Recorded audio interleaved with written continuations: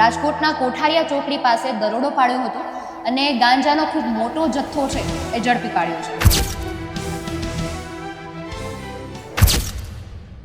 નમસ્કાર, આપની સાથે હું આકાંક્ષા. તમે જોઈ રહ્યા છો ઓવર રાજકોટ. ગઈકાલની વાત કરીએ, રાજકોટ શહેર નજીક અણિયારા ગામેથી ગાંજાનું આખું ખેતર છે એ ઝડપી પાડવામાં આવ્યું હતું. કરોડોની જે કિંમતવાળું આખું ગાંજાનું ખેતર છે ઝડપી પાડવામાં આવ્યું હતું. એ વ્યક્તિની ધરપકડ પણ કરવામાં આવી છે અને જે જમીનના માલિક છે તેની શોધખોળ પણ હાથ ધરવામાં આવી હતી. ત્યારે ફરી એકવાર રાજકોટ શહેર અને ડ્રગ્સના વિષયને લઈને જ વાત કરવી છે, કારણ કે રાજકોટ શહેરમાં જે સ્પેશિયલ ઓપરેશન ગ્રુપ એસઓજી દ્વારા નશાના વેપાર વિરુદ્ધ ફરી એકવાર મોટી કાર્યવાહી કરવામાં આવી છે. સમાચાર સામે મળી રહ્યા છે કે સે નો ટુ ડ્રગ્સ જે આખું મિશન ચલાવવામાં આવી રહ્યું છે એ અંતર્ગત રાજકોટમાં પણ કોઈ પણ પ્રકારના માદક પદાર્થો છે તેનું વેચાણ કરવામાં ન આવે, આપલે કરવામાં ન આવે, કોઈ પણ પ્રકારની નશાકારક પ્રવૃત્તિઓ છે એ કરવામાં ન આવે, તેને લઈને જ ખાસ સે નો ટુ ડ્રગ્સ મિશન અંતર્ગત આ કાર્યવાહી છે કરવામાં આવી રહી છે. સતત બધે જ તપાસ કરવામાં આવી રહી છે. તેના જ ભાગરૂપે એસઓજીની ટીમે ચોક્કસ બાતમીના આધારે રાજકોટના કોઠારિયા ચોકડી પાસે દરોડો પાડ્યો હતો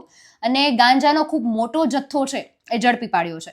સમાચારની વાત કરીએ તો રિક્ષા ચાલક જે પુરુષ છે એનો એક ગુનાહિત ઇતિહાસ પણ રહી ચૂકેલો છે. તેની સાથે એક મહિલા છે તેને પણ ઝડપી પાડવામાં આવી છે. આરોપી પાસેથી 4 કિલોથી વધારે ગાંજો સહિત 2 લાખનો મુદ્દામાલ અત્યારે ઝડપી પાડવામાં આવ્યો છે. ખાસ પ્રાપ્ત વિગતો અનુસાર એસઓજી શાખાની ટીમે પેટ્રોલિંગ કર્યું હતું. આ દરમિયાન ખાનગી રાહે તેમને બાતમી મળી હતી કે આ રીતે કોઠારિયા ચોકડી પાસે રિક્ષામાં ગાંજો છે એ લાવવામાં આવી રહ્યો છે. કેટલાક શખ્સો ગાંજાનો જથ્થાની હેરાફેરી કરી રહ્યા છે. આ રીતની બાતમી એસઓજીને મળી હતી. બાતમીના આધારે જ 14/12/2025ના રોજ કોઠારિયા ચોકડીથી ગોંડલ ચોકડી તરફ જતા સર્વિસ રોડ પર ખોડિયાર ટેકરીની સામે વોચ ગોઠવવામાં આવી હતી. આ દરમિયાન શંકાસ્પદ હાલતમાં મળી આવેલ એક પુરુષ અને મહિલાની તપાસ કરતા તેમની પાસેથી માદક પદાર્થ ગાંજાનો ખૂબ મોટો જથ્થો ઝડપી પાડ્યો હતો. પોલીસે 40 વર્ષીય આરોપી મુસ્તાકભાઈ હબીબભાઈ નાકાણી અને 30 વર્ષીય કરીનબેન ઉર્ફે ફરીદાબેન છે તેમની ધરપકડ કરી છે. પ્રાથમિક તપાસમાં એવું પણ સામે આવ્યું છે કે મુસ્તાકભાઈ પોતે રિક્ષા ડ્રાઇવિંગનો વ્યવસાય કરે છે, જ્યારે કરીનબેન કપડાના લેવેચના વેપારી સાથે સંકળાયેલા છે. ખાસ વાત એ છે કે આરોપી કરીનબેન અગાઉ પણ રાજકોટ ગ્રામ્ય શાપર વેરાવળ પોલીસ સ્ટેશનમાં NDPS એક્ટ હેઠળના ગુનામાં સંડોવાયેલા છે. એટલે જે મહિલા છે એનો ગુનાહિત ઇતિહાસ પણ રહી ચૂકેલો છે. આ રીતની પ્રાથમિક માહિતી પણ સામે આવી છે. હાલ બંને જે મહિલા પુરુષ છે તેમની ધરપકડ કરવામાં આવી છે. ગાંજાનો જે આખો છે સાથે જ અન્ય મુદ્દામાલ જપ્ત કરવામાં આવ્યો છે. આ દિશામાં વધુ તપાસ પણ હાથ ધરવામાં આવી છે.